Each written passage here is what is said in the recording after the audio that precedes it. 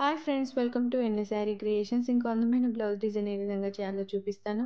మీలో ఎవరికైనా Yaari work materials కానీ, యారీ డిజైన్ పేపర్స్ లేదా బుక్స్ కానీ కావాలి అని అనుకుంటే స్క్రీన్ పైన కనిపిస్తున్న నెంబర్కి వాట్సాప్ చేయండి.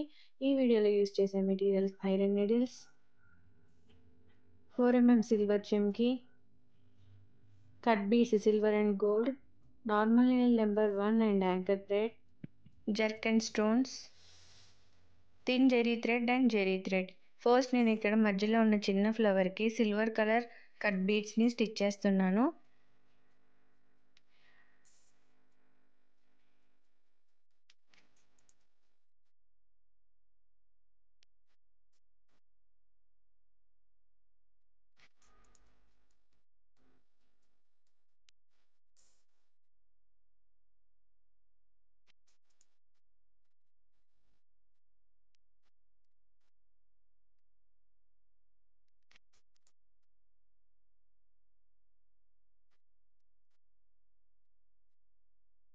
ఇన్సైడ్ ఫ్లవర్ స్టిచ్ చేసేసుకున్న తర్వాత అవుట్ లైన్ ఏమో గోల్డ్ కలర్ కట్ బీడ్స్తో స్టిచ్ చేసుకోవాలి.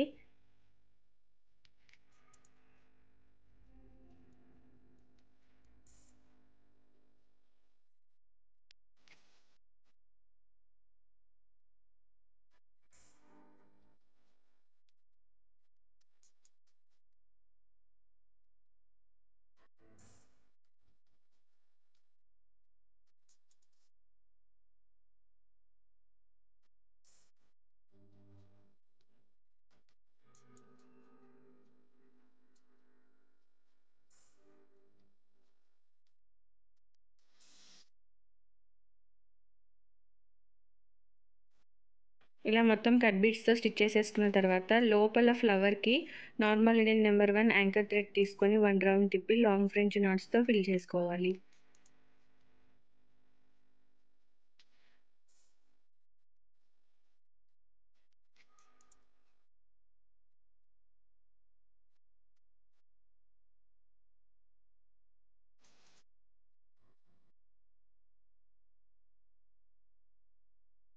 చిన్న ఫ్లవర్ని మనం ఈ విధంగా లాంగ్ ఫ్రెంచ్ నాట్స్తో ఫిల్ చేసుకున్న తర్వాత ఈ బయట ఉన్న ఫ్లవర్నేమో లాంగ్ ఫ్రెంచ్ నాట్ కిందకి దింపేటప్పుడు 4 చెమ్కి సిల్వర్ చెమ్కి పెట్టి మనం ఆ లాంగ్ ఫ్రెంచ్ నాట్ని కిందకి దింపాలి.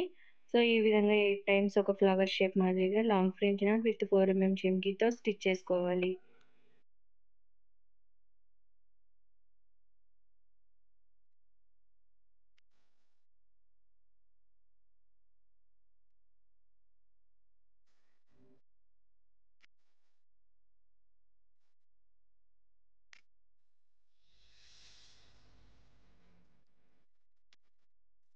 ఇలా లాంగ్ ఫ్రెంచ్ నాట్స్తో మనం ఫ్లవర్ని స్టిచ్ చేసుకున్న తర్వాత ఈ ఫ్లవర్ అవుట్ లైన్ మనం గోల్డ్ కలర్ కట్ బీడ్స్తో చేసుకున్న పెటల్స్ని చైన్ స్టిచ్తో ఫిల్లింగ్ అనేది చేసుకోవాలి. చైన్ స్టిచ్ లైన్స్ అనేవి ఒక్కొక్క లైన్ గ్యాప్ ఇస్తూ, అంటే ఒక చైన్ స్టిచ్కి మళ్ళీ ఇంకో చైన్ లైన్కి కొంచెం గ్యాప్ ఇస్తూ మనం ఓన్లీ చైన్ స్టిచ్ లైన్స్తో ఈ పెటల్స్ అన్నిటిని ఫిల్ చేసుకోవాలి.